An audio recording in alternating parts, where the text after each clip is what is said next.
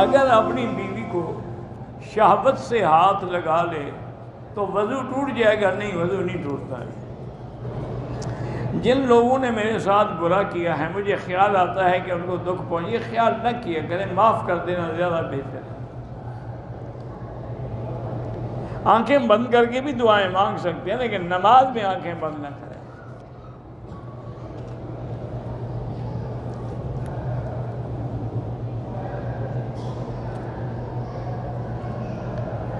میرے والد محترم کی کروڑوں کی جائیداد ہے، لیکن تقریباً سب پر قبضہ ہو چکا ہے، یعنی لوگ قابض ہو گئے۔ عدالت میں کیس چل رہا ہے، ہم جیت بھی جاتے ہیں لیکن حل کوئی نہیں ہوتا۔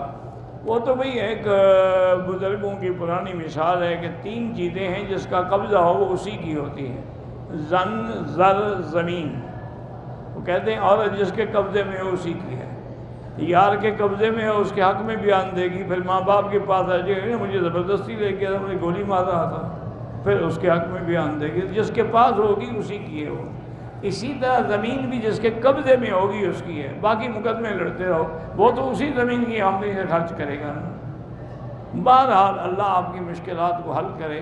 حسبنا اللہ و نعم الوکیل سارے گھر والے پڑھا کرو، اللہ قادر ہیں کہ اللہ مشکلات حل کر دیں۔ آج کل کی عورتیں جو پاجامے پہنتی ہیں اور برقعے پہنتی ہیں، بدن نظر آتا ہے، گناہگار ہیں، اللہ کی لعنت برستی ہے ایسی عورتوں پر۔ عورت کی آواز پر بھی پردہ ہے، اسی لیے حکم ہے کہ وہ امام نہ بنے، اذان نہ دے، تاکہ اس کی آواز اونچی نہ ہو، اور ایسی آواز بھی نہ ہو جو گھر سے باہر جائے، حتیٰ کہ زور سے قرآن پڑھنا بھی اس کو منع ہے۔ تو لہذا اگر ایسا ہو تو گناہ ہے۔ لڑکا کسی لڑکی کو پسند کرتا ہے مگر لڑکے کے ماں باپ راضی نہیں ہیں، جب تک وہ راضی نہ ہوں شادی نہیں ہو سکتی۔ تمہاری بہن کو کوئی پسند کرے تو اجازت دے دو گے؟ ایسے لوگوں کی لڑکیوں کے ساتھ تمہیں مذاق بنا رکھی ہے، اس کے ماں باپ راضی نہیں، بس جان چھوڑو ان کی۔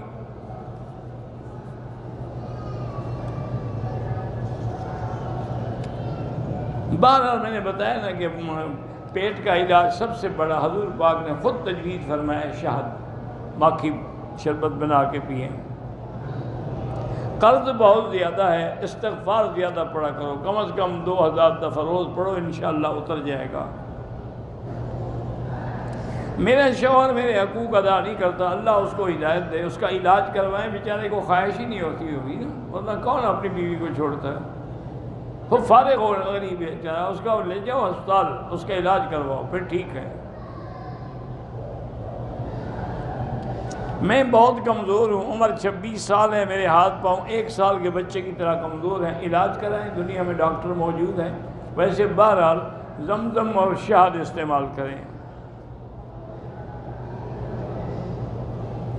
میں پابندی سے تمام نمازیں پڑھتی ہوں لیکن چاہتی ہوں کہ چہرے پر بھی نور ایمان پیدا ہو۔ دعا کیا کہ اللہ نور وجوہنا بنور الایمان۔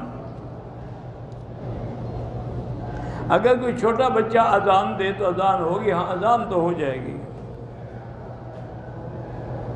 میری بیوی زندہ ہے، اس کی طلاق شدہ بہن ہے، میں اس کے ساتھ نکاح کر سکتا ہوں؟ 2 بہنیں ایک آدمی کے نکاح میں جمع نہیں ہو سکتی۔ کہتے ہیں جی کسی نے کہا کہ حضرت شیخ الحدیث نے جب کتاب لکھی فضائل اعمال تو ان کی دماغی حالت ٹھیک نہیں تھی۔ تمہاری دماغی حالت تو ٹھیک ہے نا، تم ایک کتاب لکھ کے دکھا دو۔ ان کی تو ٹھیک نہیں تھی، پھر بھی وہ دین کا کام کر گئے جو پوری دنیا میں پڑھا جا رہا ہے، جس کو پڑھ کے لاکھوں لوگ نمازی ہو گئے۔ تم تو عقل والے ہو نا، تم ایک کتاب لکھ دو، پھر دیکھ لیں گے کہ تم بد عقل ہو یا حضرت کا عقل ٹھیک نہیں تھا۔ اس زمانے میں دعوت و تبلیغ کی کیا اہمیت، اس کے بغیر دین پھیل ہی نہیں سکتا۔ دین پھیلنے کا ذریعہ ہی یہی دعوت ہے۔ ادعو الی سبیل ربک بالحکمۃ والموعظۃ الحسنہ۔ اللہ نے پیغمبر کیوں بھیجے ہیں؟ بلغ ما انزل الیک من ربک، دین کی دعوت پہنچاؤ۔